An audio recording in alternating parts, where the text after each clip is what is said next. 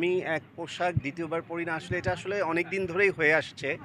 এখন এই ঘটনাগুলো একটু মানুষ চর্চা করছে বেশি। কিন্তু এটা আমি সবসময় কিন্তু তাই করি। তোমরা যতদিন যাবত আমাকে চেনো, আমার মনে হয় না যে কোনো পোশাকে তোমরা আমাকে রিপিট দেখেছো। সো বা যেমন আজকের দিনের জন্য আমার আজকের এই গেটআপটাই রেডি করা। সো এইভাবে করেই আমি পুরো জিনিসগুলো করে থাকি।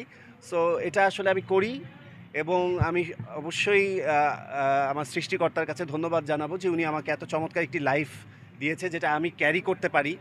আমার লাইফস্টাইলটাকে আমি ক্যারি করার জন্য সে আমাকে সেই সুযোগটুকু দিয়েছে এই জীবদ্দশায়।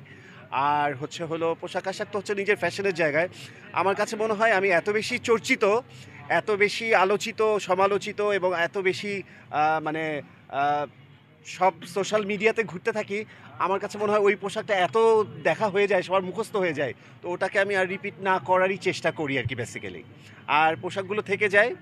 পোশাকগুলো থাকে এবং কিছু পোশাক আমি একেক সময় একেকজন যে পছন্দ করে তাকে দিয়ে দেই।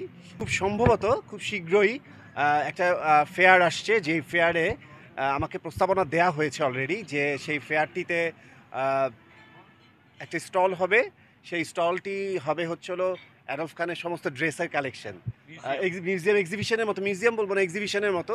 সেখানে সবাই এসে ওই স্টলটাই থাকবে হচ্ছে সবাই অ্যাডলফ খানের ড্রেসগুলো প্রদর্শনী চলবে আরকি। এ ধরনের একটা প্রস্তাবনা আমাকে অলরেডি দিয়েছে। আমি এখনো সম্মতি জানাইনি আরকি।